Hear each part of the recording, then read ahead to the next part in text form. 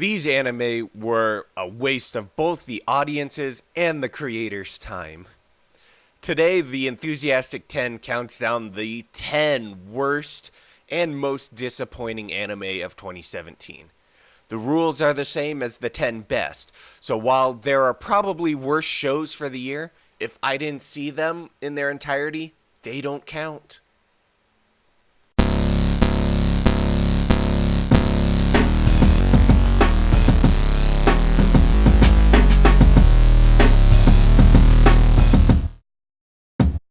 So with that said, let's kick things off with number 10. Do you know what I loved about all the other Fate series? Characters who are more than a single dimension, an interesting story, and most of all, trying to guess the identity of a servant based on subtle hints that they give throughout the series. Fate Apocrypha is not that. It is flat, boring characters, a serviceable story, and being told every servant's name in episode 1, eliminating one of those funner sub-games that the Fate series has to offer. Apocrypha is stunningly beautiful and has some great battles, most of the time. So while this all-out war for the Greater Holy Grail isn't bad, when compared to the previous couple entries in the series, it lacks any real substance. On the opposite end of this spectrum is Berserk. Berserk has an amazing story, amazing characters, but my God, the 3D CGI is horrendous to look at. And the entire show is made of it, not just bits and pieces. This is definitely a sequel that was not worth the 20-year wait it took. But if you can overlook the garbage CGI, then you might find some enjoyment here. What would be a list of bad anime without a harem entry? UQ Holder is a sequel to Negima Magister Magi. This show has it all. A natural-born gigolo protagonist? Check. Lots of girls so you can fight over who is the best waifu? Check.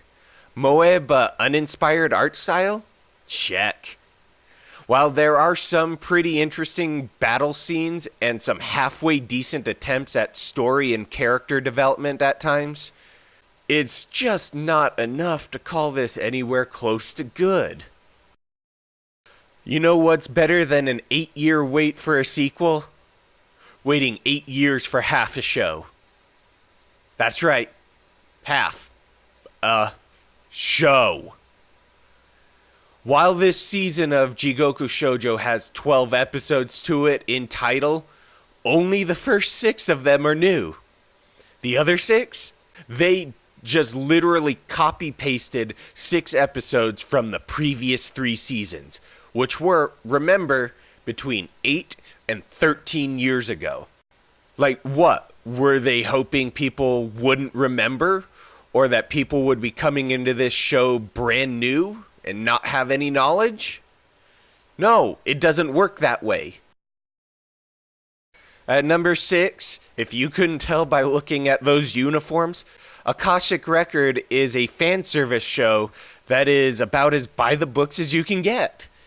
There is a standard male protagonist with a hidden backstory that makes up for him being a totally underwhelming character, and a bland, uninteresting story all around, filled with the usual tropes of girls trying to get with the protagonist. Very standard, and it's just boring all around.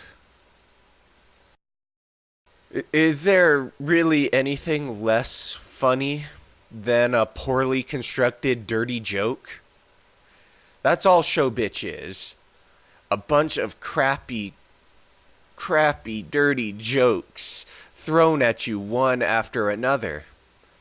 Every female character is your typical harem male fantasy sexaholic who pines after a spineless white bread protagonist. There are ways to do this well. Trust me, I've seen them.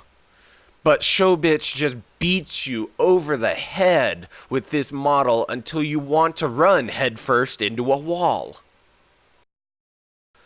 Oh, oh, 18 if, how I wanted to like you.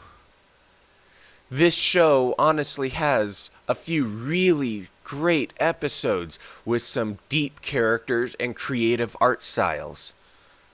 The rest is a plain, cheap looking art with hit and miss music and theme songs, and worst of all, a bland main character acting as Prince Charming to a bunch of damsels in distress who are too weak to do anything without his magic words. It's just boring and not to mention insulting to watch the majority of 18 if. Hey, surprise, surprise, we have another crappy harem show. So what makes this one worse? It's a lowly harem. Tenshi no 3P definitely had potential to be a fun music-based series. And then it began the weird, creepy, and extremely uncomfortable sexualization of the three main girls, who are children.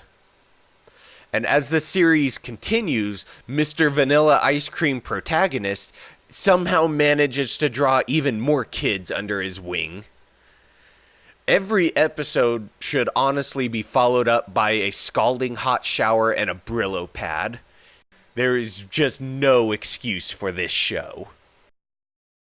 Runner-up today was a close second. I mean, like millimeters.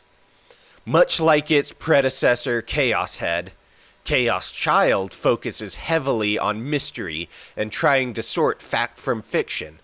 And like the original, when your main character suffers from delusions that not only he, but the audience can't tell the difference from reality, the series suffers as a whole from a massive what the fuck feeling. The characters are one-dimensional, and without the ability to tell what's real and what's not, the story is a massive headache waiting to happen. And a strong stomach is recommended, considering how gruesome many of the murders in this show are.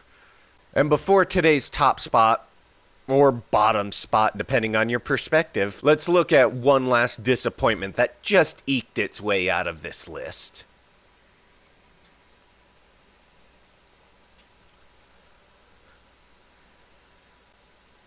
Watching Osama Game is like driving by a car wreck. From afar, it doesn't look too bad. But as you get closer and watch more of this series, the twisted, mangled body of the car becomes more and more warped until you see firefighters and paramedics swarming around it, frantically trying to save someone's life. And you can only drive by and pray that everyone is okay. And the universe answers with resounding laughter. A poorly designed story being told at the exact same time as the exact same poor story. Horrible characters, ugly art. There is nothing remotely good about this series. Nothing. You know what? I'll take that back. The opening theme was pretty good. And you made me laugh at the pure ridiculousness of what was happening a couple times. That's it. That's all. Just steer clear of the nuclear meltdown that is Osama Game. For your own good. And what do you guys think? Did I miss any of your crappiest shows of the year? Let me know down in the comments below. And if you want more lists like this, please like and subscribe. 死んじゃえば楽なのに。